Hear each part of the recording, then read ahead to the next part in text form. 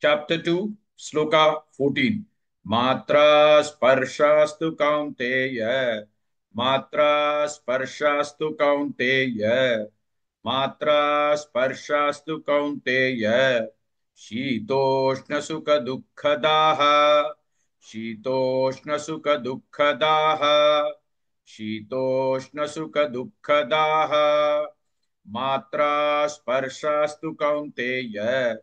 शीतोष्णसुखदुःखदाः मात्रा स्पर्शास्तु कौन्तेय शीतोष्णसुखदुःखदाः मात्रा स्पर्शास्तु कौन्तेय शीतोष्णसुखदुःखदाः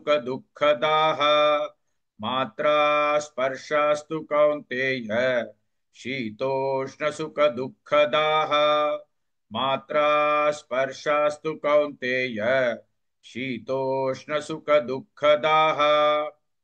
आगमापायिनो नित्याः आगमापायिनो नित्याः आगमापायिनो नित्याः तां तितिक्षस्व भारत तां तितिक्षस्व भारत तां तितिक्षस्व भारत आगमापायिनो नित्याः तां तितिक्षस्व भारत आगमापायिनो नित्याः तां तितिक्षस्व भारत आगमापायिनो नित्याः तां तितिक्षस्व भारत आगमापायिनो नित्याः तां तितिक्षस्व भारत आगमापायिनो नित्याः तां तितिक्षस्व भारत मात्रा स्पर्शास्तु कौन्तेय